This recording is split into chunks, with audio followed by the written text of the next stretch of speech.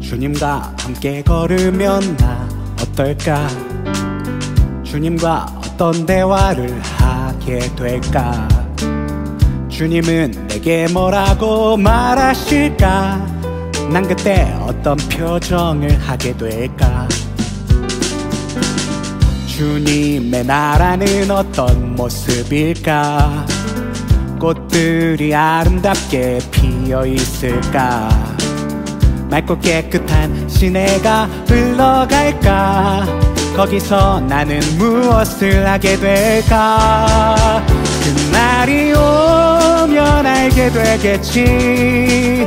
지금은 우리가 알 수 없지만 주님이 다시 오시는 그날 우리는 주님과 마주하겠지. 그때 우리는 주 보게 되겠지.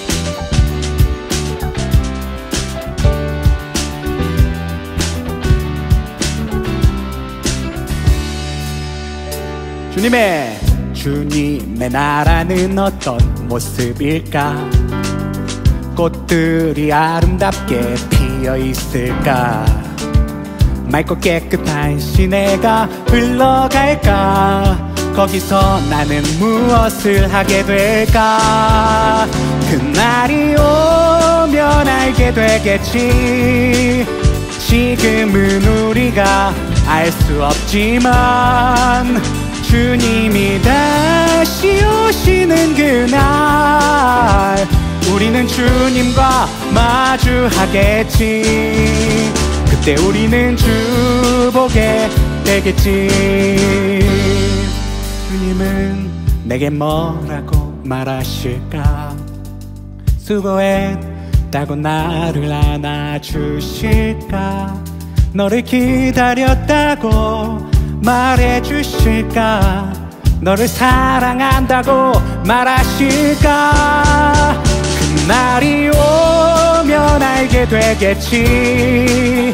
지금은 우리가 알 수 없지만 주님이 다시 오시는 그날 우리는 주님과 마주하겠지. 그때 우리는 주 보게 되겠지. 그날이 오면 알게 되겠지.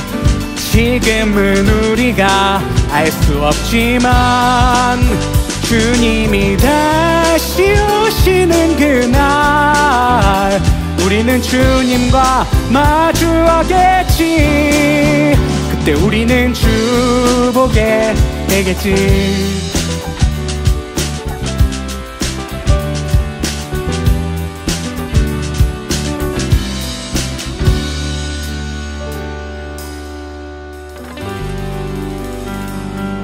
하나님의 나라를 소망하며 나아갑시다. 아멘.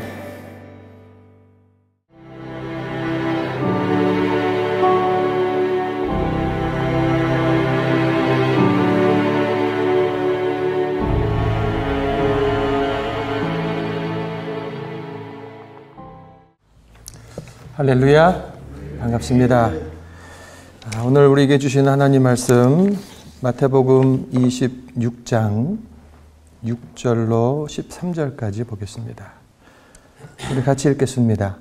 예수께서 베다니 나병 환자 시몬의 집에 계실 때에 한 여자가 매우 귀한 향유 한 옥합을 가지고 나와서 식사하시는 예수의 머리에 부으니 제자들이 보고 분개하여 이르되 무슨 의도로 이것을 허비하느냐? 이것을 비싼 값에 팔아 가난한 자들에게 줄 수 있었겠도다 하거늘 예수께서 아시고 그들에게 이르시되 너희가 어찌하여 이 여자를 괴롭게 하느냐? 그가 내게 좋은 일을 하였느니라. 가난한 자들은 항상 너희와 함께 있거니와 나는 항상 함께 있지 아니하리라. 이 여자가 내 몸에 이 향유를 부은 것은 내 장례를 위하여 함이니라. 내가 진실로 너희에게 이르노니 온 천하에 어디서든지 이 복음이 전파되는 곳에서는 이 여자가 행한 일도 말하여 그를 기억하리라 하시니라. 아멘. 복된 자리에 불러주셔서 감사합니다. 저는 연합선교교회 담임으로 사역하고 있고 이번에 하와이 총회에서 미주 선교교단의 총회장으로 헌신하게 되었습니다. 한 해 동안 이 사역을 어떻게 감당할 수 있을까 한번 생각해 보면 한면은 감사한 마음도 들고 잘할 수 있을까 걱정스럽기도 하고 그렇습니다. 어쩌다가 미국에 와서 한 개 교회를 목회하고 또 이제는 전체 교단을 목회하는 이 자리까지 오게 되었는가? 여러분들은 어쩌다가 이 자리까지 왔습니까? 어떻게 해서 미국에 왔고 어떻게 해서 사역의 자리를 하고 또 교회에서 낙오하지 않고 이 자리까지 있게 되었는가? 한번 생각해 보는 시간이 되기를 바랍니다. 여러분 나름대로 소명이 있고 또 그런 경험 또 갈등 결단의 시간들이 있으셨을 겁니다. 제가 서울신학대학교에 신학과에 입학했을 때 입학해서 얼마 안 돼가지고 심각한 고민을 했습니다. 내가 잘못 들어왔구나. 몇 달 동안 그 고민을 한 끝에 결국 새벽 기숙사 채플 시간에 주님께서 저를 인격적으로 만나 주시면서 주님께서 나를 부르셨구나 라고 하는 그 확신을 얻게 됐어요. 그것이 없었으면 오늘 저는 없습니다. 그때 저는 결단을 했거든요. 주님께서 나를 부르셨다라고 하는 것을 확인시켜 주지 않으면 나는 이제 자퇴하겠다. 늘 이게 순종하는 태도였지만 그 고민 갈등은 너무 컸고 내가 내 인생을 허비할 수 없다. 내가 감당할 수 없는 이 일에 나를 드릴 수 없다 하고 작정하고 그 시간을 기다리고 있었을 때 주님께서 저를 만나 주신 거예요. 그 음성은 지금도 제 가슴을 울립니다. 종호야, 두려워하지 마라. 걱정하지 마라. 내가 너를 불렀다. 내가 너와 함께한다. 그 음성 앞에 저는 모든 문제들이 끝났습니다. 그리고 오늘 이 자리까지 오게 된 거죠. 제가 이제 교단 총회장으로서 사역하게 되었는데 이제는 그 음성을 바탕으로 해서 더 큰 헌신을 요구하시는 거예요. 그래서 사실 이 말씀은 저에게 주시는 말씀으로 다시 받고 제가 어떻게 저의 헌신과 어떻게 또 헌신할 것인가 이런 부분들을 점검하는 차원에서 받고 이것을 여러분들에게 나누고자 합니다. 여러분들도 자기의 소명을 그리고 헌신을 한번 짚어보는 시간이 되기를 바랍니다. 오늘 본문은 예수님께서 예루살렘에 입성하신 후 베다니 시몬의 집에 초대받으셨을 때 벌어진 일이죠. 거기서 한 여자가 옥합을 깨뜨려서 예수님 머리에다가 향유를 부어드렸습니다. 요한복음을 보면 이 여인은 마리아임을 알 수가 있습니다. 그때 이 여인이 부었던 향유는 300데나리온, 1데나리온이 1당이기 때문에 말하자면 1년 연봉에 가까운 엄청난 값어치가 있는 것입니다. 이처럼 값비싼 향유를 예수님 머리에 부어드렸을 때 주변에 있는 제자들은 어떤 반응을 했을까? 제자들이 박수를 쳐주면서 대단한 헌신입니다. 격려하고 박수를 쳐주는 것이 아니고 어찌하여 향유를 이렇게 허비하는가? 라고 분을 내고 꾸짖었습니다.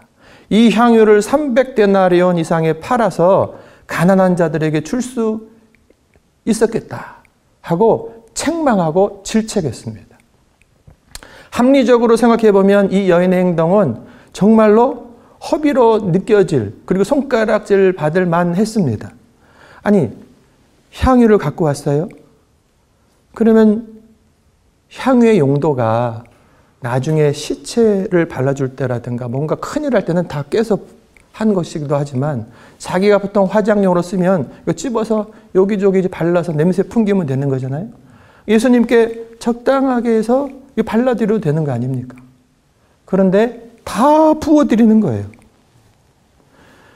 그리고 유다의 말처럼 이거를 팔아서 가난한 자들 얼마나 많은가. 이 사람들 도와주면 얼마나 많은 사람들에게 도움이 갈 수 있겠는가.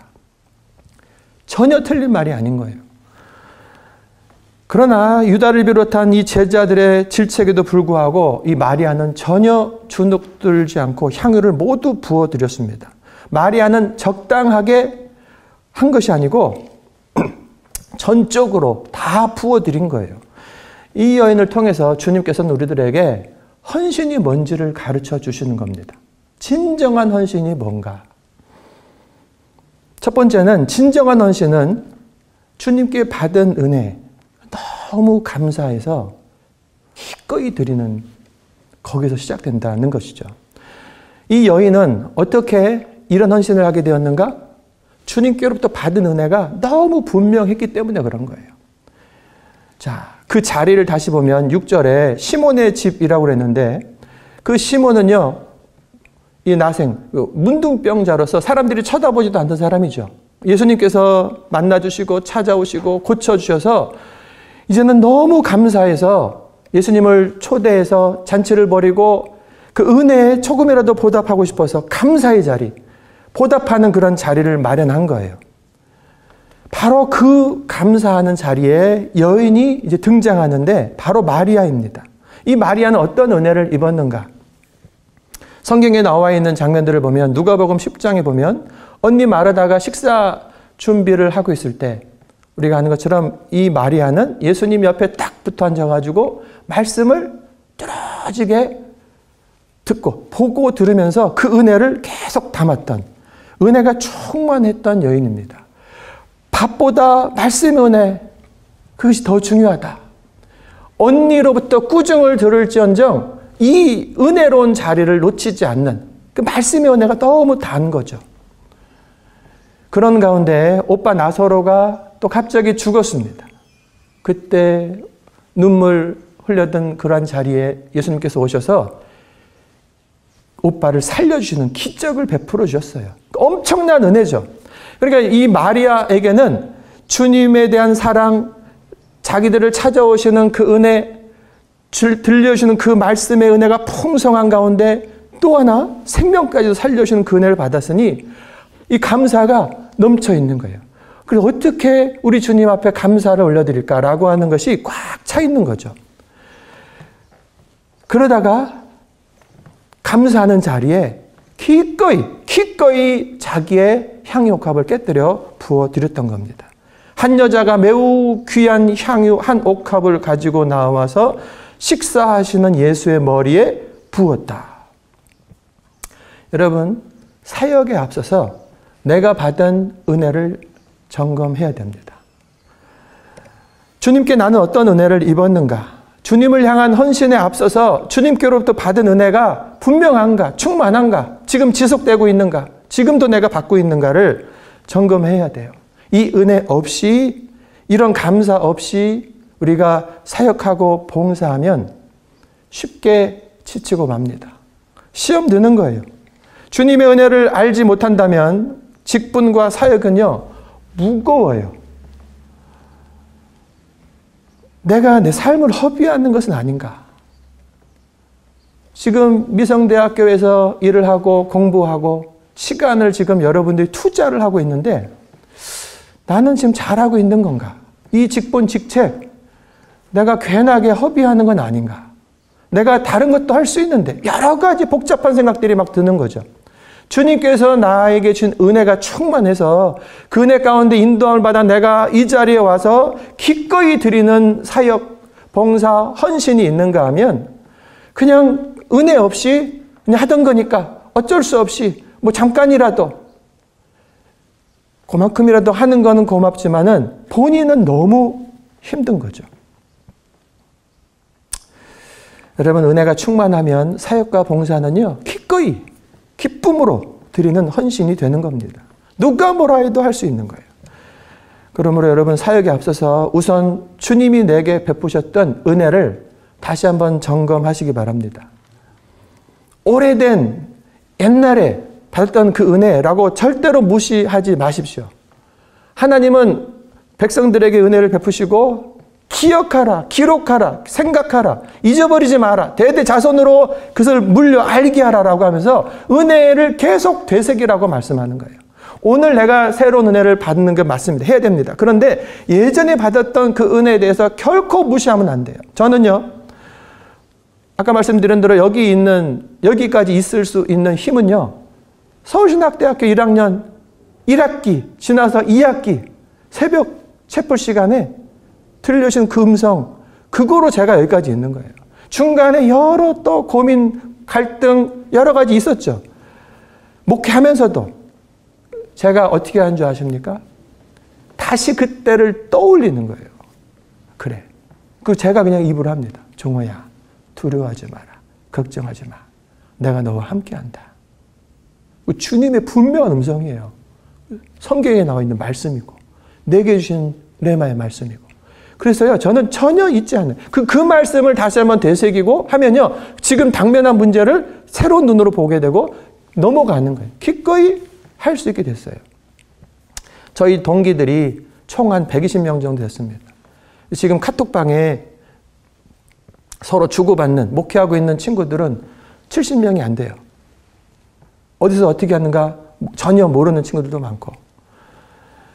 여러분, 이 과정을 끝까지 감당한다라고 하는 것은, 이 헌신으로 마감할 수 있다는 것은 결코 쉬운 일이 아닌 거예요. 이 헌신은 주님께서 내게 베푸신 은혜를 끝까지 잊지 않고 되새기면서 갈 때 감당할 수 있는 겁니다. 마리아처럼 주님께서 내게 맡겨주셨던, 내게 부어주셨던 그 은혜를 계속 잊지 말고 새기시기 바랍니다. 여러분을 만나셨던 그 경험들, 은혜들, 크고 작고 여러 가지 모습이 있을 거예요. 다 중요한 거예요. 다 주님이 하신 거예요. 그거를 좀 더 묵상하십시오. 좀 더 그것을 깊이 생각하십시오. 그래서 감사로 올려드리고, 그런 중에 오늘 내게 주시는 말씀이 있잖아요. 그 말씀을 묵상할 때 그 말씀이 또 새로워서 오늘 계속 채워지는 그 은혜, 그 은혜가 나로 기꺼이 헌신하며 기쁨으로 사역할 수 있게 하는 것입니다. 자, 이처럼 진정한 헌신은 은혜를 감사하는 데서 시작이 됩니다. 두 번째로는 이 진정한 헌신은 어떤 시련과 비난에도 굴하지 않습니다. 8절, 9절 보면 말씀드린 대로 비난과 시련, 질책, 책망이 막 몰려와요. 제자들이 보고 분개하여 이르되 무슨 의도로 이것을 허비하냐. 이것을 비싼 값에 팔아 가난한 자들에게 줄 수 있었겠다. 무슨 의도로 이것을 허비하냐. 생각이 있는 거야, 없는 거야. 너 무슨 목적이야? 여러 가지 막 생각들이 들어가는데 오해와 여러 가지 생각들로 공격해버릴 수 있는 거죠. 무슨 의도에 너? 무슨 의도? 그것을 팔아서 굳이 한 일에 쓰면 얼마나 좋겠냐. 좋은 것을 얘기해 보기도 하고. 이것을 누가 말했는가? 요한복음에 보면 가룟 유다가 책망한 것으로 나와요. 그런데 오늘 본문에 보면 유다 혼자가 아니에요. 제자들 전체가 다 그랬습니다. 한 목소리로 비난하고 책망한 거예요. 그 시작을 유다가 한 것뿐인 겁니다. 그냥 한 번 비난하고 책망하는 정도가 아니고 분개했다 그랬어요. 감정적으로도 막 화가 나가지고 엄청 화난 상태에 책망하는 거예요.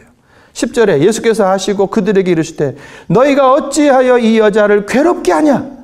예수님이 말릴 정도로 제자들이 지금 분노하고 있었던 거예요. 그런 제자들을 보면 여자 입장에서, 마리아 입장에서 어떤 기분이겠습니까? 여자, 마리아 입장에서 제자들에게 어떤 말을 하는 게 자연스럽습니까? 아니, 당신들이 난리야. 내 것 가지고 내가 하겠다는데 뭔 소리들이냐고. 오히려 거꾸로 싸우고 손가락질하고 할 만한 그러한 상황인 거예요. 그런데 이 여자는요, 전혀 음성이 나오지 않습니다. 비난, 책망, 분내는 것에 그럼에도 불구하고 굴복하지 않습니다. 조용하지만 자기 할 일을 다 하는 거예요. 그녀는 다른 사람들의 말 때문에 헌신을 중단하지 않았습니다. 끝까지 다 부어드리고 그리고 그 자리에 조용히 앉아 있었습니다. 이것이 이 마리아의 헌신이 주는 또 다른 교훈인 거예요. 주님을 향한 우리의 섬김과 헌신에는 장애물이 늘 있습니다. 없는 사람 아무도 없어요. 근데 그것은 때로 다른 사람들의 뭘 이해, 비난, 여러 가지가 있을 수 있죠. 여러분들도 사역하면서 내가 열심히 하고 순수하게 하고 그럼에도 불구하고 이런저런 말로 공격하고 감정 섞인 그러한 표현들 하기도 하고 화나게 만드는 일들이 벌어지죠. 그것이 믿는 형제들로부터 오는 것일 때 더 견디기 어려운 공격이 되고 마는 겁니다. 하지만 우리의 헌신과 섬김 역시 거기서 중단돼서는 안 됩니다. 그것을 극복하고 계속해야 되는 거예요. 여러분 중에 봉사하고 사역하시고 헌신하는 중에 시련으로 여겨지는 그러한 사건, 사고들이 있었을 겁니다. 나를 질책하고 공격하는 그러한 상처 주는 그런 말들도 있었을 것입니다. 여러분 그것 때문에 일을 하다가 사역하다가 힘이 빠져가지고 에이 그만하지 뭐 이거 아니면 내가 못 사나? 여러 가지 생각도 들었을 겁니다. 저도 그랬거든요. 사역하다가 다시 상처받지 않으려고 주저하다가 그냥 포기해 버리는 일들도 있을 수 있습니다. 그런데 여러분, 우리가 주님의 은혜를 안다면 그 은혜 안에는 주님의 부르심, 소명이 다 담겨지죠. 그것이 정말이라고 한다면, 그것을 받았다고 한다면 사람들의 소리, 공격, 방해물 때문에 멈춰서는 안 되는 거예요. 주님이 붙지 마라 하면 여인은 붙지 않아야 되는 거죠. 주님은 그것을 다 받으신 거예요. 주님이 받으시기 때문에 다 붙는 거예요. 제자들이 뭐라고 손가락질하고 뭐라고 욕해도 아무런 상관없어요. 그냥 주님께 감사하는 마음으로 다 헌신하여 드렸어요. 여러분, 내 이 사역의 발걸음이 어떤 사람 때문에, 어떤 장애물 때문에 내가 못 넘어가서 내가 주저하고 포기했다, 이런 소리를 하면 안 돼요. 주님이 막으셨다. 주님이 새로운 길을 여셨다. 주님이 나를 새로운 길로 인도하셨다라고 하는 분명한 그 답에 이르기까지는 내가 어떤 문제 때문에 멈춰섰다라고 하면은 안 되는 거예요. 그래서 주님의 은혜로 충만해지면서 내가 이것을 넘어가고 이기고, 그런 가운데 주님께서 말하자면 바울을 새로운 길로 여시는 것, 인도하시는 것처럼 그런 때도 있는 거죠. 이것이 구분이 되어서 내가 가는 길을 인도함 받아야 된다 하는 겁니다. 진정한 헌신은 주님의 은혜에 감사하면서 주님만 바라보면서 끝까지 가는 거예요. 마지막으로 진정한 헌신의 이 평가는 예수님이 하시는 거예요. 너는 허비하고 있다라고 제자들이 막 소리를 지르고 있는데 그 제자들의 입을 다물게 해버리는 주님의 말씀 세 가지가 이어집니다. 저는 너무 은혜로워요, 이게. 10절. 너희가 어찌하여 이 여자를 괴롭게 하느냐? 저가 나에게 좋은 일을 하였다. 영어 성경에 beautiful thing, 아름다운 일을 했다. 예수님에게는요, 아름답다. 야, 너무 좋다. 하면서 그것을 받으셨다는 거예요. 제자들의 평가가 있었던 거죠. 그거는 허비다. 근데 예수님은 이것은 나에게 좋은 일이다. 아름다운 일이다. 주님의 평가가 옳은 거예요. 주님의 판단이 가장 중요한 것입니다. 그러므로 주님의 이 말씀을 기대하면서 기쁨으로 봉사하고 사역하시기 바랍니다. 그리고 12절에 이 여자가 내 몸에 이 향유를 부은 것은 나의 장례를 위하여 함이니라 했습니다. 마가복음에 보면 저가 힘을 다하여 내 몸에 향유를 부어 내 장사를 미리 준비하였느니라 라고 했습니다. 지금 이 여인이 예수님께 향유를 부어드릴 때 자기가 하는 이 행동이 예수님이 말씀하신 것처럼 모든 것을 다 이해하고 했다라고는 좀 어렵죠. 이 여자는 지금 예수님의 은혜에 감사해서 내가 무엇을 드릴까 하면서 이 향유 옥합, 가장 귀하게 여기는 것을 부어드렸다라고 하는 것이 이제 가장 안전한 해석이 되는 거죠. 그런데 가만히 생각해 보면요, 알 수도 있는 거예요. 가만히 보면 예수님께서 제자들에게 3번이나 내가 대제사장과 하면서 저들에게 잡혀서 고난받고 십자가에 죽고 부활한다는 것을 3번이나 일러주셨다고요. 제자들은 이해할 수 없어요. 받고 싶지 않아요. 안 믿어요. 못 들은 척 해버렸어요. 그런데 이 여인은 밥 먹는 것보다 주의 말씀을 더 사랑해서 계속 그 말씀을 듣던 여자예요. 그때 예수님이 여자에게 해주신 말씀이 뭔지는 우리는 알 수 없어요. 그런데 저는 충분히 가능하다고 생각해요. 구약 때부터 있는 의인의 고난과, 그래서 주님께서 이 여자에게 말씀하지 않으셨을까? 어느 정도? 그러니까 이 정도로 두고라도 어쨌든 이 여인이 했던 것이 뭐냐면 예수님의 장사를 준비한 것이었다. 예수님께서 뭐라고 말씀하셨어요? 이 여자는 나의 십자가의 길의 동역자다. 이 여자가 완전히 알지는 못했을지라도 주님이신 말씀들의 은혜를 받으면서 은혜에 감사하면서 자기가 할 수 있는 것으로 해드렸는데 나의 죽음, 나의 장례를 준비했다. 예수님은요 너무 고마웠어요. 제자들에게, 살아가는 제자들에게 나 죽는다 라고 말해도 안 믿는 거예요. 그냥 예루살렘에 와서 그 자리에서조차도 막 싸우고 위다 아래다. 예수님은 죽어야 되는데, 죽으러 왔는데 이것을 받아들이지 않는 제자들에 비해서 이 여인은 하나님의 뜻, 내가 죽는 일에 이 여자가 나에게 함께했다. 여러분, 묵묵히 주님의 말씀을 듣고 묵묵히 자신의 향유를 부어드렸던 이 여인의 헌신은요, 예수님께 향한 아름다운 일, 그래서 너무 고마워하는 그러한 일이 된 겁니다. 예수님의 십자가의 죽음은 비참한 것이었지만 마리아는 향유의 헌신을 통해서 이 예수님의 죽음은 하나님께 드려지는 향기로운 제사입니다 라고 하는 신앙의 영적 고백이 되었던 거예요. 주님은 그렇게 그것을 받아들이신 거죠. 마지막으로 13절에 내가 진실로 너희에게 이르노니 온 천하에 어디서든지 이 복음이 전파되는 곳에서는 이 여자가 행한 일도 말하여 그를 기억하리라 하시니라. 엄청난 말이죠. 그를 기억하라. 그가 했던 행동을 기억하라. 그의 헌신을 기억하라 라고 말씀하는 거예요. 예수님 보시기에 이 아름다운 일을 한 이 여인의 이 일은 길이 기억될 일이다. 복음이 전파되는 세상 방방곡곡에 이 여인이 했던 일, 진정한 헌신은 이렇게 하는 것이다. 주님을 따라오는 것은 이렇게 하는 것이다 라고 온 세상에 알리라고 말씀해 주신 거예요. 여인의 아름다운 헌신을 주님은 깊이 가슴에 되새기신 것입니다. 여러분, 이 말씀은요 감격적인 거예요.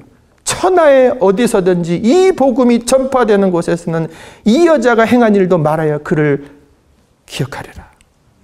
와, 복음이 전파되는 곳, 구원받는 자들마다 이 아름다운 헌신을 기억하고 따르라. 사랑하는 형제 자매 여러분 생애 가운데서도 주님이 기억하시는 이런 아름다운 헌신이 있기를 주의 이름으로 축원합니다. 여러분, 다른 사람들에게서 당신 허비하는 거 아니야? 그렇게까지 하지 않아도 돼. 뭐 그렇게까지 열심히 해? 라는 소리를 들을 정도로 헌신해 봤습니까? 예수님은 자신을 위해서는 그렇게 하지 않으셔도 되는 십자가를 우리를 위해 기꺼이 지셨는데 말입니다. 여러분은 사역 중에 사람들의 말에 너무 민감하게 반응하거나 헌신한다고 하면서 계산이 너무 빠르지는 않습니까? 예수님, 하나님께서는 계산하지 않고 아들을 내어주셨고 예수님은 묵묵히 십자가의 길을 걸으셨는데 말입니다. 사랑하는 우리 미성대 학생들과 직원 여러분, 바라기는 이제 여러분 각자에게 주셨던 하나님의 은혜를 다시금 기억해 내시길 바랍니다. 이 자리에 있다? 분명히 은혜를 받은 사람들이기 때문에 이 자리에 있는 거예요. 도대체 생각해도 내가 받은 은혜가 없다. 도대체 모르겠다. 우리 교수님들, 목사님들 찾아가세요. 그래서 다시 한번 신앙 점검을 하셔야 됩니다. 그런데 이 자리에 와 있다라고 하는 것은 분명한 그 은혜가 있어서, 그 부르심이 있어서 이 자리에 와 있는 거예요. 그것을 다시 한번 되새기십시오. 그리고 그때 있었던 감동, 그 말씀, 그 비전, 그 결단을 새기십시오. 그리고 맡겨진 사역과 삶에 다시 한번 헌신하며 서시기를 간절히 바랍니다. 예수님께서 야, 너가 나에게 좋은 일을 했다. 고맙다. 하시는 그 말씀 들을 때까지, 이 칭찬 들을 때까지 끝까지 함께 걸어가는 우리 모두 되기를 주의 이름으로 축원합니다. 기도하겠습니다. 아버지 하나님, 우리 주 예수 그리스도 안에서 구원하여 주시고 부족하고 연약함에도 불구하고 충성되이 여기셔서 직분 주시며 사명 주시며 오늘 이 자리까지 있게 해주신 것 감사를 드립니다. 이후로도 이 은혜 되새기며 또 날마다 부어주시는 새 은혜를 받으며 주님께서 맡기신 사명을 감당하겠습니다. 기꺼이 기쁨으로 차원하는 마음으로 감당할 수 있도록 성령님 도와주시옵소서. 이 자리에 있는 이 말씀을 들은 모든 귀한 주의 종들에게 야, 너가 나에게 정말 좋은 일, 아름다운 일 했다. 잘할도다. 착하고 충성된 종아. 그 칭찬받는 자리까지 끝까지 갈 수 있도록 성령님 도와주시옵소서. 예수 그리스도의 이름으로 감사하며 기도합니다. 아멘.